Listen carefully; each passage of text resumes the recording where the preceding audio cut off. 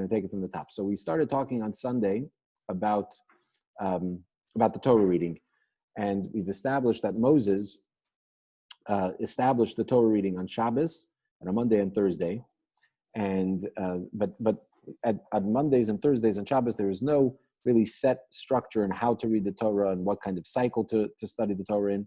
We just didn't want to go 3 days without Torah study, like it says in the verse, which was used later by the later sages to understand. It says when the Jews come out of Egypt and they go 3 days in the wilderness without water.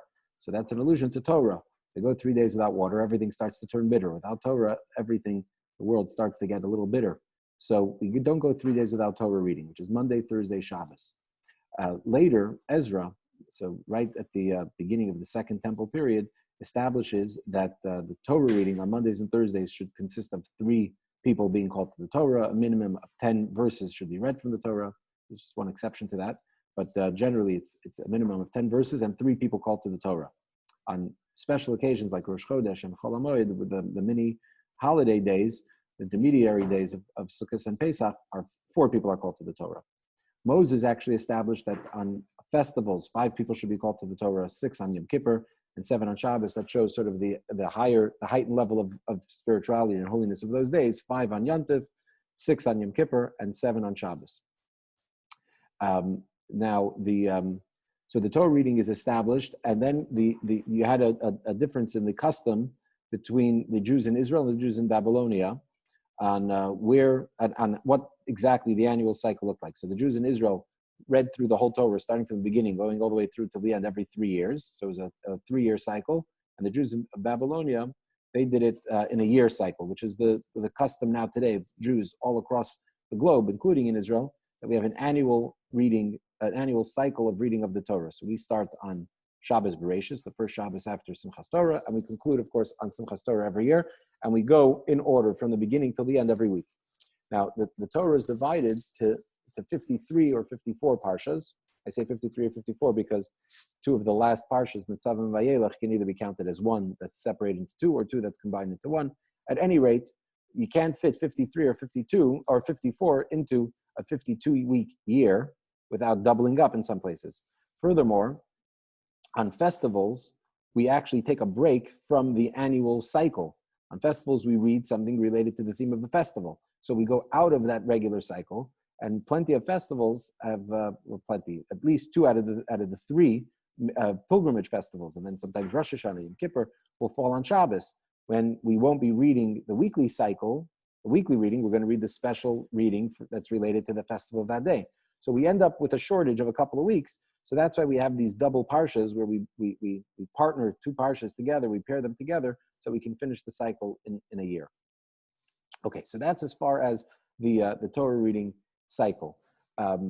As far as the Aliyah, so the idea was that somebody was called to the Torah would be read generally in the temple or in other places of worship. The Torah would be on a podium, and somebody would be called to read from the Torah. So they would have to go up. They'd have to be oleh. They'd have to rise up to the podium. They'd have to, climb the stairs, go up onto the platform in order to read. It was raised on a platform out of respect, and also so people could hear and see. So that's where the concept of Aliyah comes from. So people read from the Torah. As I mentioned, Moses had already established the 5, the 6, the 7. Ezra establishes the 3, the 4. But people have to be called to the Torah. The way it worked was you got called up to the Torah, and then you had to read. So you got up there and you read the Torah.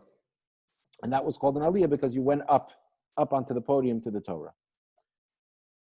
But what happened was eventually people were a little bit, people weren't so familiar with Torah reading, or a lot of the people weren't familiar anymore. And we ran into a problem where you'd call somebody up to read from the Torah, they'd get up onto the platform, and it would be clear to everybody around that this person can't read Hebrew, or he doesn't know the cantillation, or he doesn't know the breakdown of verses, because in the Torah scroll, there's no punctuation, there are no vowels, there's no cantillation.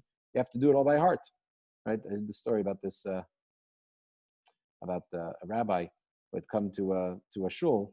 And he wanted to create a minyan for the Rabbi of Brisk, Chaim Brisker, I think it was, came to a shul in Vilna, and he wanted to arrange a minyan for Torah reading, people to get together to read the Torah, because it was a Torah reading day, and they put together the minyan. He says, okay, is there a Torah reader in the house? Is somebody who could read the Torah? So an old guy in the corner says, yeah, I could read the Torah. He gets up there, he takes a look, they open up the Torah, so he looks and he says, oh, there are no vowels. I can't read this. So, people that don't know, they don't know how to read, either would be excluded or they would be humiliated when they'd be called up. So they had established already very, very long time ago that there would be a designated reader. And people would still be called for their Torah portion, their reading, but the reading would be done aloud by a designated reader who would prepare the Torah portion in advance, the reading in advance, that would know how to read the Torah portion. We'll do more about the Aliyah and these, the sort of the instructions and how we go through an Aliyah. We'll do that already in a later little session. So that's though an introduction into the Torah reading and the way that sort of evolved. Let's talk now about